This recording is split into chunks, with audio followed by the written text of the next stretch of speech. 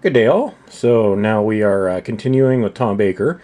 And to start us off with this video, we have the Talons of Weng-chiang. And yes, I know this is the original 2003 edition. I still, as of yet, have not gotten the special release. But whatever, at some point I'll get that, hopefully. But for the story itself, many consider this to be the pinnacle of the Holmes, Hinchcliffe, Tom Baker era. 6-part, closing off Tom Baker's third season as the Doctor. So take a look right here. And this was actually one of the first DVDs that came out, at least that came out in Region 1, that had a decent selection of special features. There's more on the additional release, but this one, it has a Who's Who, or Who's Doctor Who documentary from the 1970s, which, is actually, as a historical document, is kind of interesting to see how Doctor Who is portrayed. The special features on this one are mainly archival. You've got behind the scenes raw footage that still exists, bad quality, but obviously that's pretty much what you expect from something from that long ago. Also has a Hinchcliffe interview from 1977. This is also one of those that still gives you the Howard Da Silva intros, which were introductions to specific episodes in Region 1 or in North America.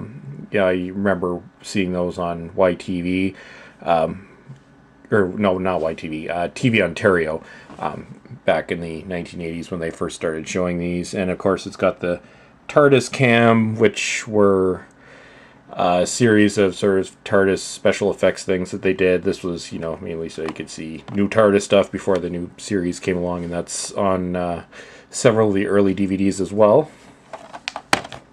Here we go. Talons of Weng-chiang. And then we go on to Horror of Fang Rock. And this also marked the departure of Philip Hinchcliffe as Doctor Who's producer, and was the debut story for Graham Williams, who would take over for the next three seasons of Doctor Who. Horror of Fang Rock was the first one. This one's kind of cool. It takes place in the whole story takes place in a lighthouse, and really does kind of capture sort of the claustrophobic feel of some of the especially in the Tom Baker era, which I think is really cool. Just a very small cast, very atmospheric. So yeah, Horror of Fang Rock. And then we go on to this one, which is a double DVD. So the first is The Invisible Enemy, which introduces us to K9. The second, which I've never actually watched all the way through, to be honest with you, but K9 and Company, A Girl's Best Friend. I guess you could say this was a very early version, if you want to put it that way, of the Sarah Jane Adventures from the mid-'80s.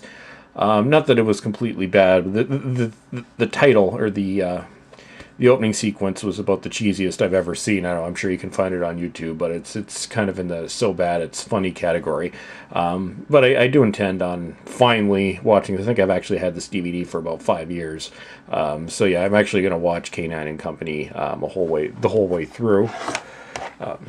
And especially there also been, a lot of people wondered, if that ever came out, how would it come out? And they eventually just threw it on as an extra feature, and I guess they decided K9's debut story would be a good place to fit it, I guess. So here we go, 2-disc. That's a little wrinkled there, but whatever. So tons of special features on this one. So yeah, The Invisible Enemy. And then what we're going on to next is actually one of my all-time favorite Doctor Who stories. It doesn't actually show up on a lot of favorite stories lists from what I found, but this one I love the atmosphere in this one. Image of the Fendahl, kind of, and it also takes place in the stately mansion, which happens in a lot of early Doctor Who episodes. So kind of a perfect example of that. But once again, just, a very closed-in, small cast, In many ways, even though it's, in a mansion, it's got kind of a claustrophobic feel to it, even the outside scenes. And here they're conducting experiments that don't go quite so well.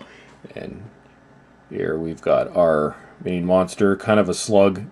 But the one thing about early Doctor Who's is they didn't actually have a lot of money to do effects, so you kind of had to take them with a grain of salt. But yeah, the slug, if you want to call it that, in this one isn't quite so bad compared to some others.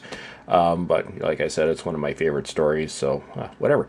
But anyways, so as always, everyone, thank you for watching, and have yourselves a great day.